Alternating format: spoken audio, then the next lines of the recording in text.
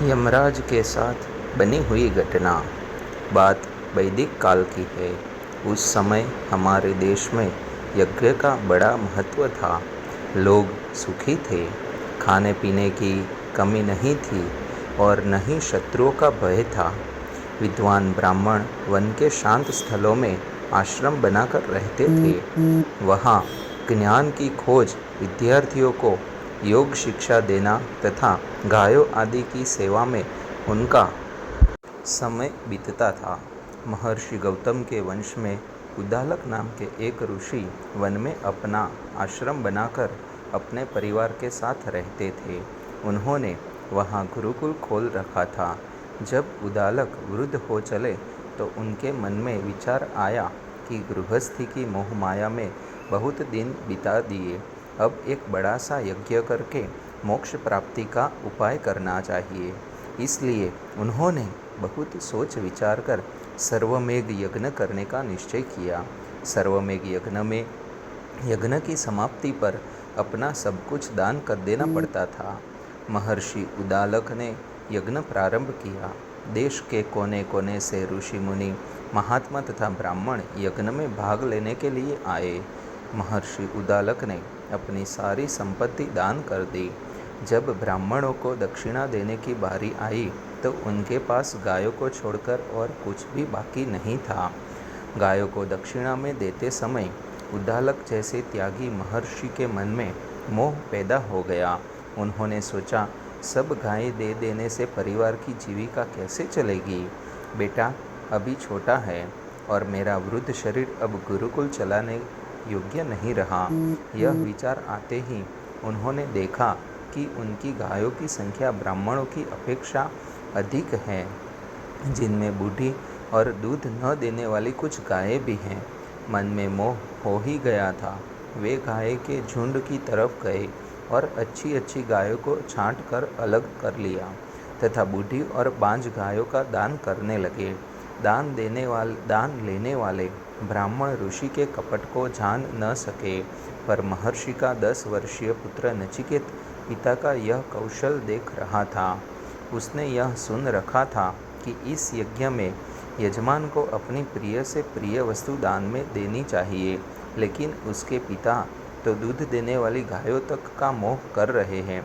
उसने सोचा, पिताजी इन बूढ़ी बांझ गायों का दान कर कौन सा पुण्य कर रहे हैं। इन गायों में से तो कुछ को ब्राह्मण अपने घर तक भी न ले जा सकेंगे। यह सर्वमेघ यज्ञ नहीं बल्कि पिताजी कपटमेघ पापमेघ यज्ञ कर रहे हैं। पिताजी के मन में यह मोह क्यों पैदा हुआ? किसके लिए उन्होंने यह लोभ किया? मेरे लिए ही वे अच्छी गायों को अपने पास रखकर बूढ़ी और बेकार गायों का दान कर रहे हैं। उसके मन में यह उथल पुथल मची थी कि जैसे भी हो पिता को इस पाप से बचाना है, अन्यथा उनका सारा यज्ञ तथा दान व्यर्थ हो जाएगा। जब उद्दालक अंतिम ब्राह्मण को एक बूढ़ी गाय दान कर चुके तो नचिकेत हाथ जोड़कर सामने आ खड़ा हुआ और बोला, पिताजी आपने बताया था कि सर्वमेघ यज्ञ में अपनी प्रिय से प्रिय वस्तु दान कर दी जाती है। मैं तो आपका प्रिय पुत्र हूँ। इन बूढ़ी और बांझ गायों का दान करने के बाद आप मुझे किसको दान कर रहे हैं?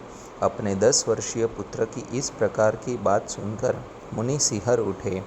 उन्होंने क्रोध भरी दृष्टि नचिकेत पर डाली, जैसे कहना चाह रहे हो, भाग जाओ, यहाँ व्यर्थ की बात मत करो।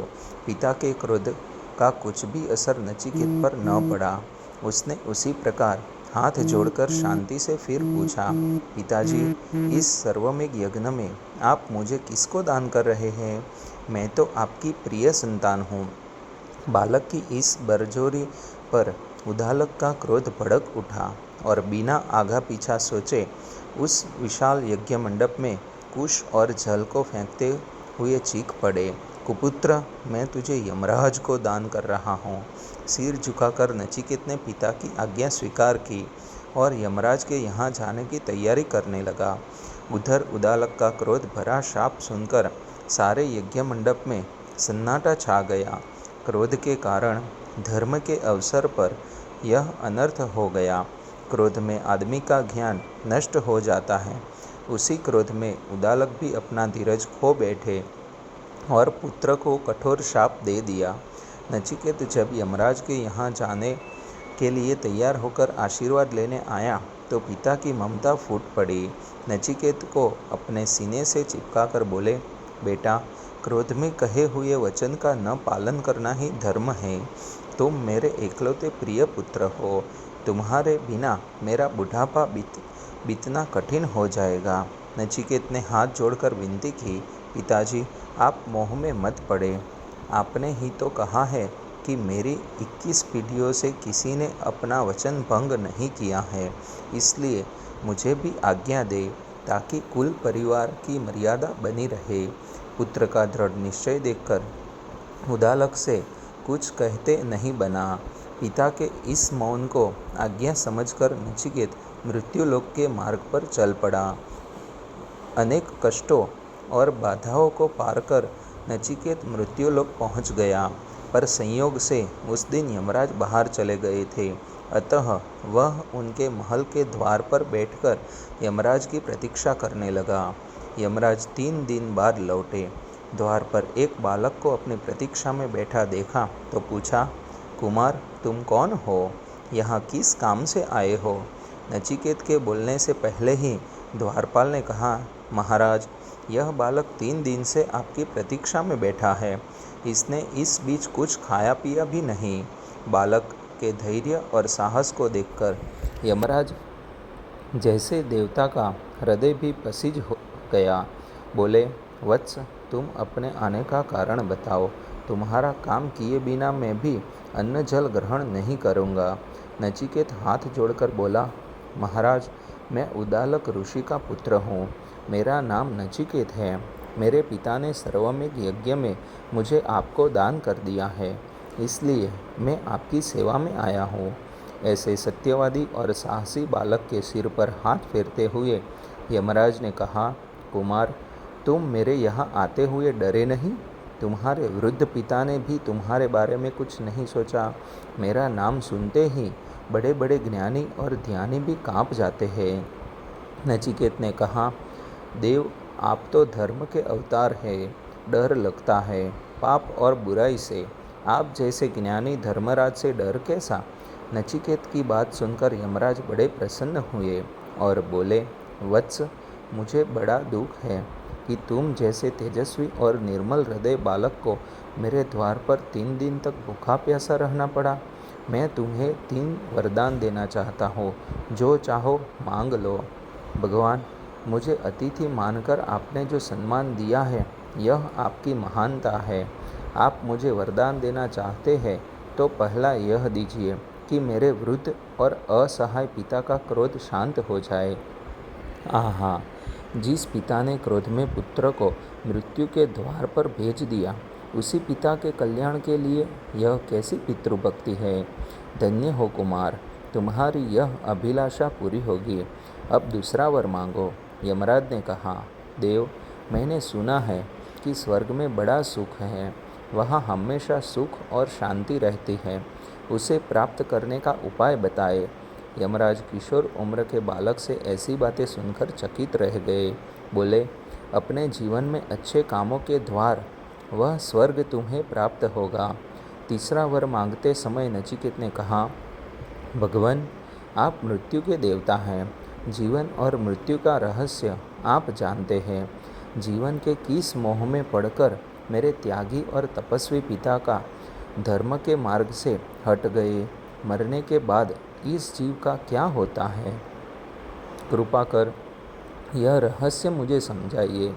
नचिकेत की ज्ञान की प्यास देखकर यमराज का मन करुणा से भर गया। उसे गले से लगाकर बोले, मुनिपुत्र, तुम धन्य हो। मुझे विश्वास हो गया कि तुम जीवन विद्या के जानने के अधिकारी हो।